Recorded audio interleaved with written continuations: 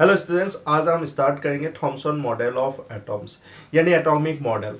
Atomic model क्या होता है? एटॉमिक मॉडल्स, इसमें हम स्ट्रक्चर ऑफ एटॉम्स को हम डिटेल में डिस्कस करेंगे। और इसमें और क्या डिस्कस हो सकते हैं? इसमें से अरेंजमेंट ऑफ सब एटॉमिक पार्टिकल्स, सब एटॉमिक पार्टिकल्स कैसे अरेंजमेंट होता है, इसको हम डिस्कस कर सकते हैं ये एटॉमिक मॉडल्स में। अब ये थॉमसन मॉडल ऑफ एटॉम्स ही है, ये first atomic model of atoms. अब इसको तो जे थॉमसन ने 1904 में इसको प्रपोज किया था। अब इस मॉडल में क्या मेन पॉइंट्स देखो। मेन पॉइंट्स में ये रहता है, an atom consist of a uniform sphere of positive charge in which the electrons are distributed more or less uniformly.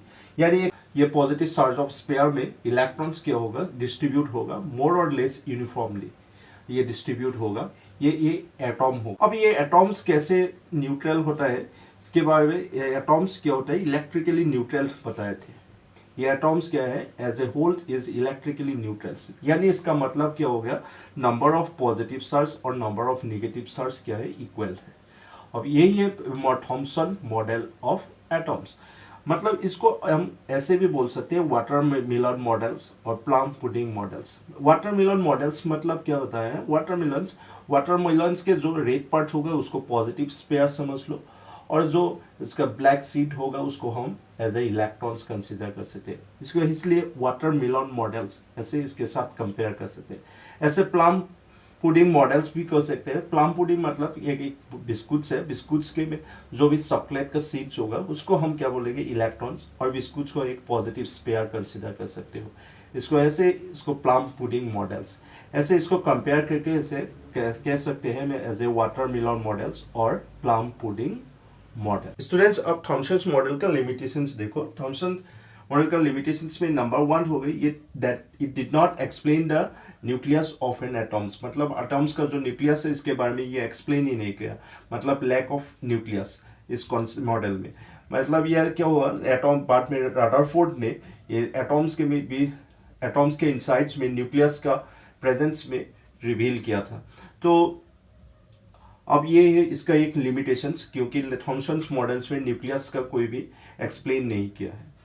Next limitation होगा, it did not explain the stability of an atoms. मतलब इसमें atoms का stability कैसे होगा ये explain नहीं किया है। मतलब पॉजिटिव चार्ज कैसे निगेटिव इलेक्ट्रॉन्स को कैसे होल्ड कर रहे हैं, कैसे इसको अट्रैक्ट कर रहे हैं, ये इसके एक्सप्लेनेशन नहीं है। सो मतलब स्टेबिलिटी ऑफ एटॉम्स ये एक्सप्लेन नहीं किया है। और थर्ड ये क्या होगा, थर्ड का लिमिटेशन मतलब ये स्टैटिक मॉडल्स, मतलब ये स्टैटिक मॉडल्स, इसमें इलेक्ट्रॉन्स मूवमेंट के बारे में रिफ्लेक्ट नहीं हुआ है। और फोर्थ यह होगा, ये कॉम्प्लीटली थियोरिकल थ्योरी है।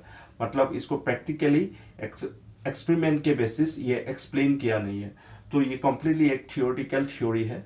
सो यही है इसका लिमिटेशंस। मॉडल्स में इतना ड्रॉबैक्स है, तो इसका सिग्निफिकेंस क्या हो सकता है? देखो इसका सिग्निफिकेंस ये है, it successfully identified the existence of electrons as a subatomic particles। यानी ये electron as a subatomic particles इसको आइडेंटिफाइड करते हैं, सक्सेसफुली एग्जिस्टेंस देते हैं इलेक्ट्रॉन्स का। और इसको हम ऐसे मान सकते हैं, it was the first atomic models whose propose the existence of a subatomic particles. जो ये सब एटॉमिक पार्टिकल्स रहते हैं एटॉम्स के अंदर, जो ये प्रूफ किया है फर्स्ट एटॉमिक मॉडल्स है। यही है इस का सिग्निफिकेंस इस मॉडल्स का।